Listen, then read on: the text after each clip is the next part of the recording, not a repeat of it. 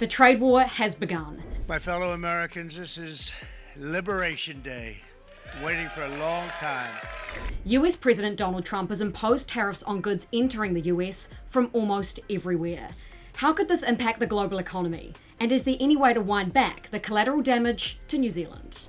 I think it's very much an inflection point for the global economy.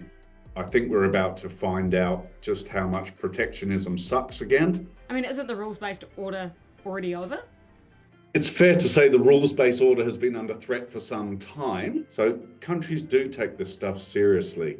It's just some of the big players are starting to ignore that. The president put out a 20% figure, which suggested that the 10% he's now put on us is kind. Where did that 20% figure come from? Now, this is garbage economics.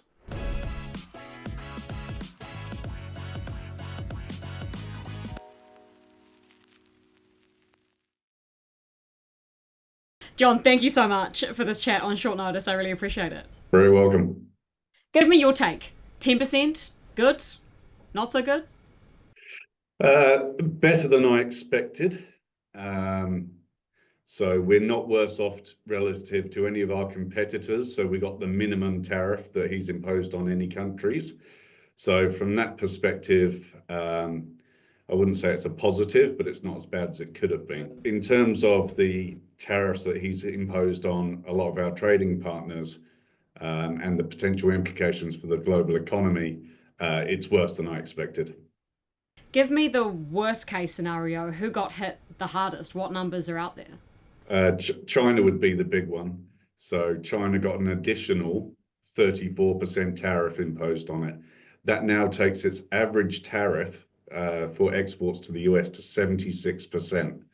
So at that sort of level, that's going to hurt the Chinese economy unless it can send stuff elsewhere. A slower Chinese economy, not great for New Zealand exporters who might be looking to export somewhere else other than the US. So it's all of these flow-on effects are going to be much more damaging to the New Zealand economy rather than the 10% tariffs themselves. Explain how this works in operation. When the 10% is in play, who pays that?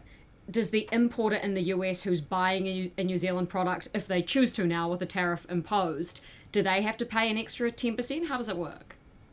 That's absolutely correct. The tariff is imposed at the border when our goods go into the US. So in terms of actually shelling out money, it is the importer that physically pays for the tariff.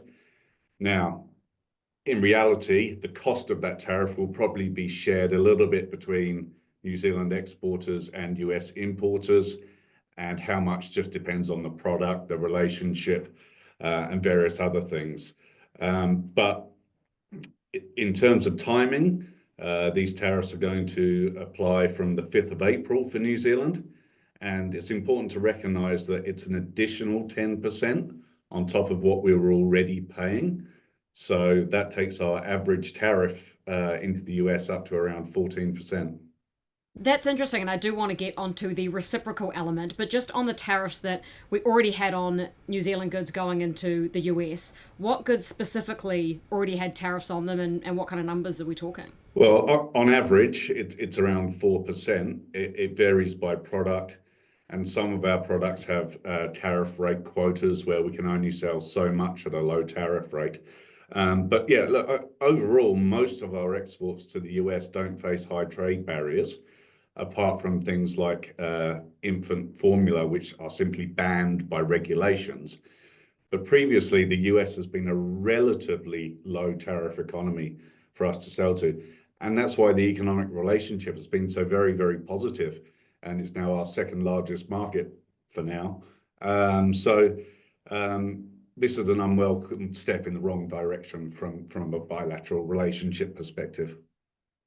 The president put out a 20% figure, which suggested that the 10% he's now put on us is kind. Where did that 20% figure come from? Yeah, well, we were all scrambling to work out where that had come from because the logic wasn't entirely clear.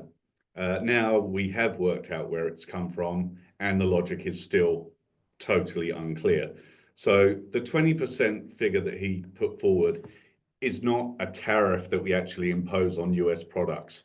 Our average tariff on US products is only about 1.8%. So it turns out the calculation they've done is take the bilateral trade deficit that the US has with New Zealand, divide that by how much they import from New Zealand, and that gets you to 19.6%, round it up 20%. That's the measure they're using to indicate that we are cheating on the US. Now, this is garbage economics. There is no reason to think that a bilateral trade deficit, especially with a country like New Zealand that has very low tariffs, is due to cheating.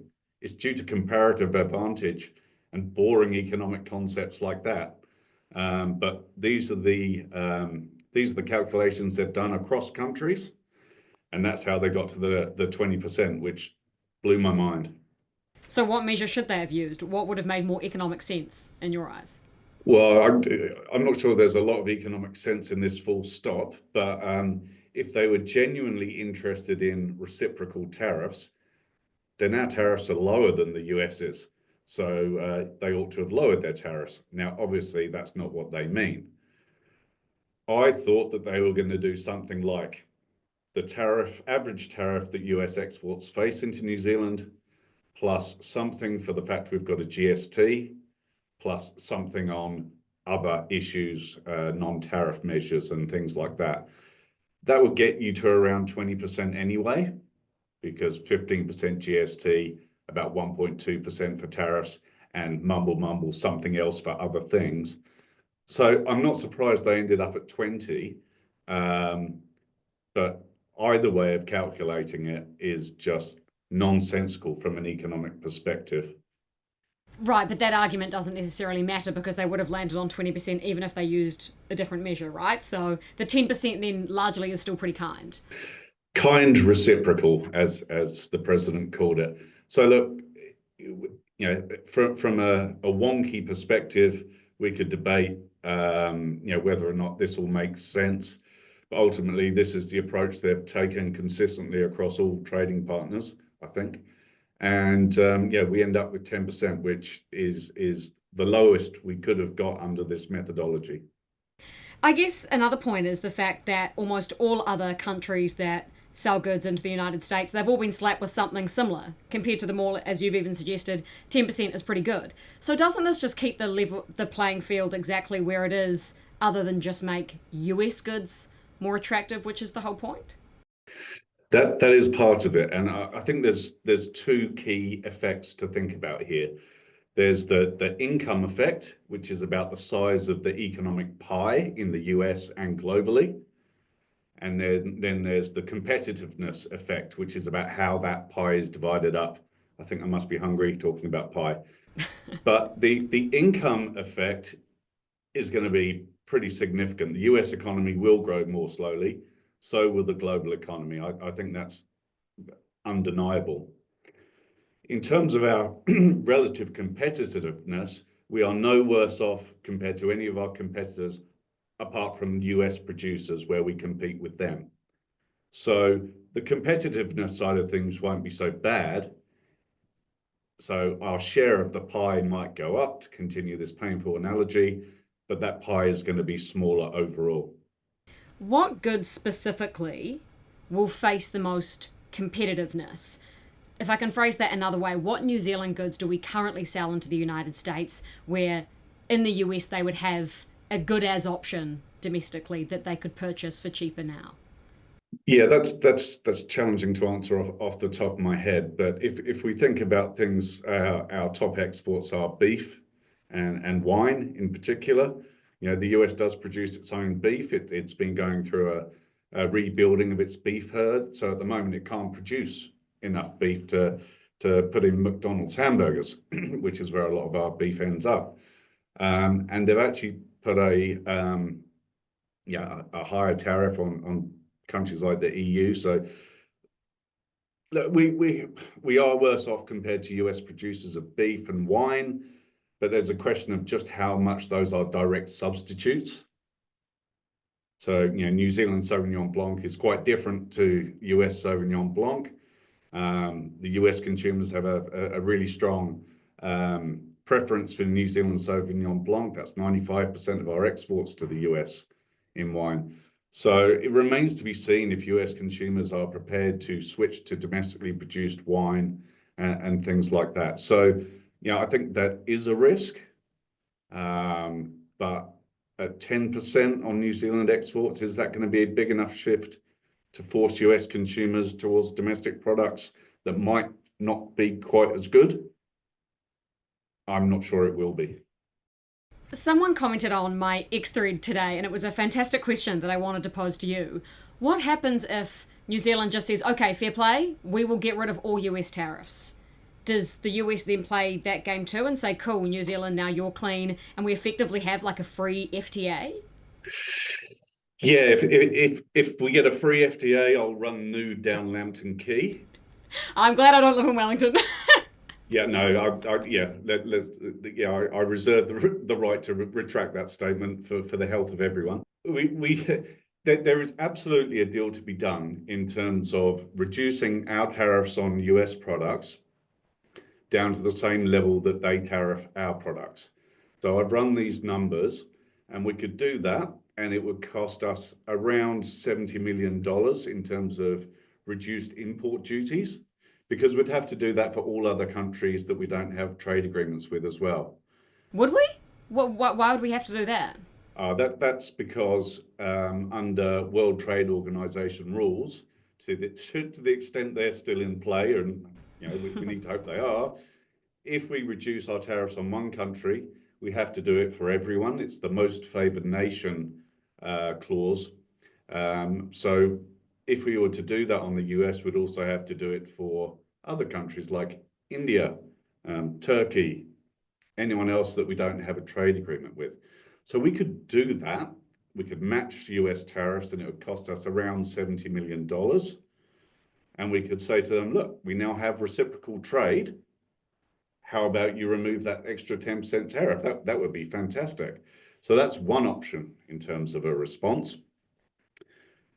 The other option is, because the way they've calculated the tariff that we impose on the US, which is all based on the trade deficit.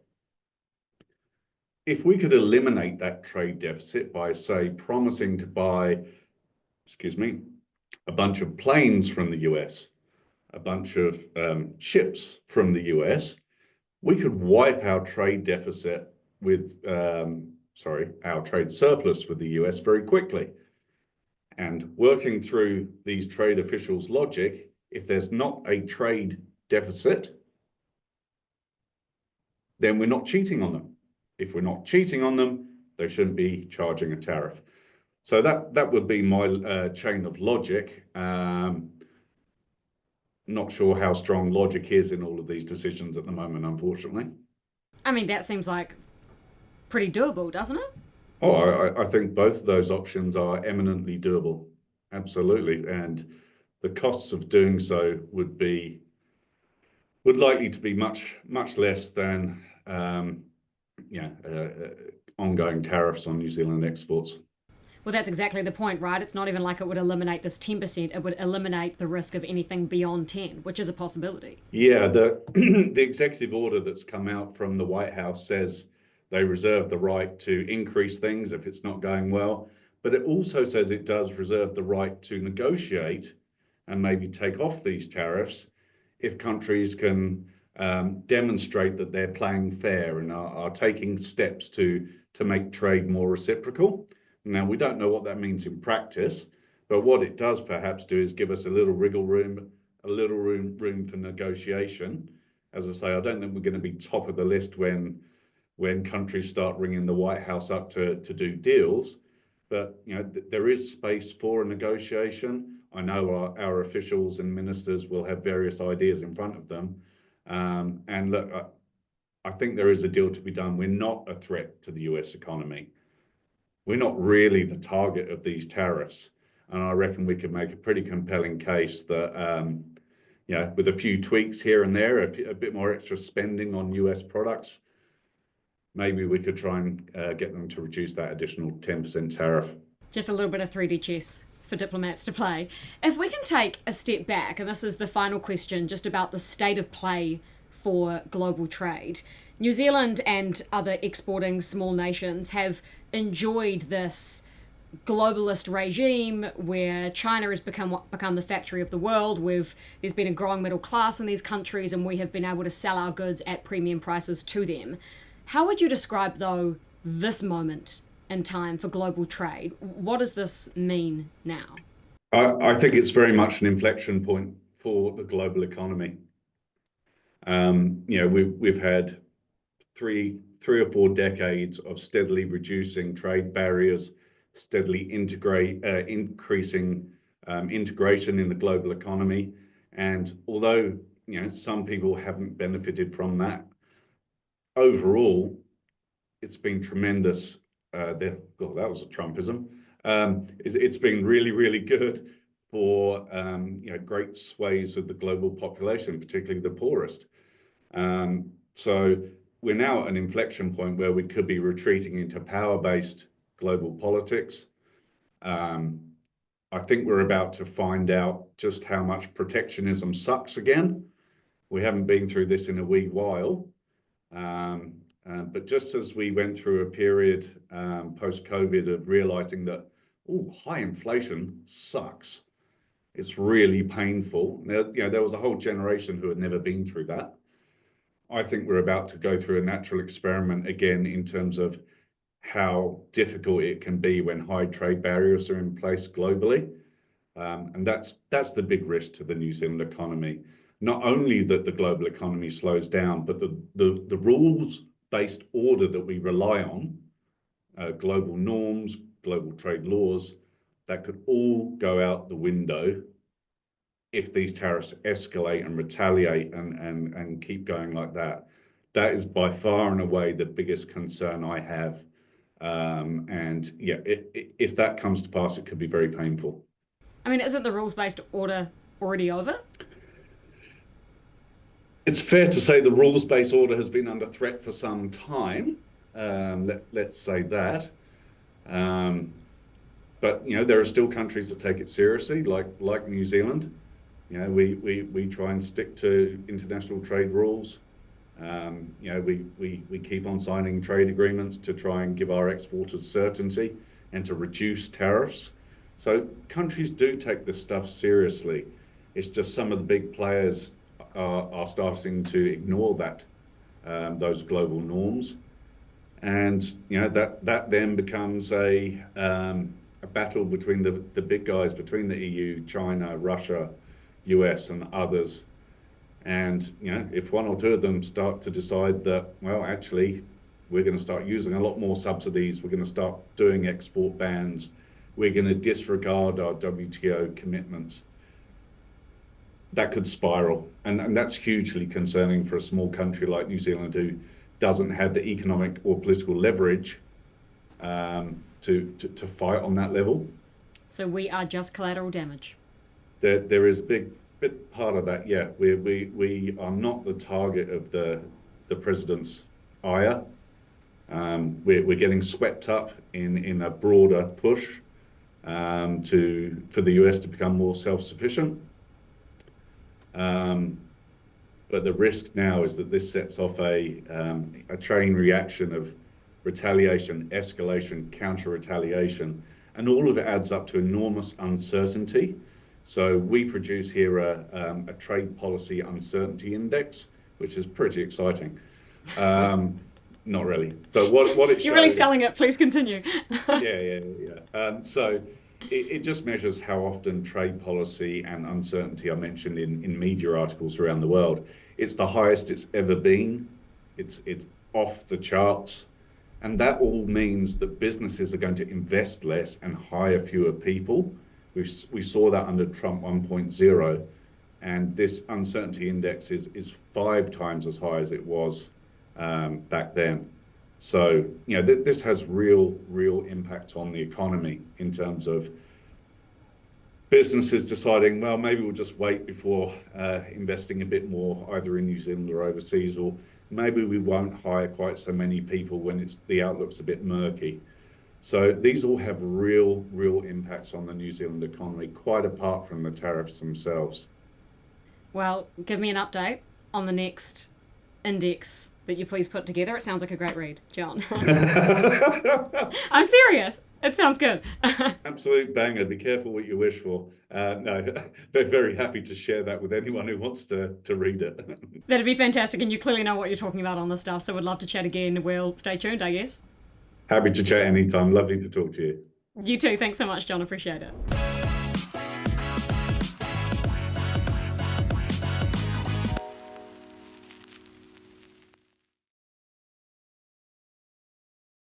Thanks for watching Markets with Madison. If you enjoyed this interview, please hit the like and subscribe buttons below. I do all of the research for these episodes myself, so your support means a lot. I always love to hear your feedback and ideas, so please drop any thoughts in the comments below. Now go put your money to work.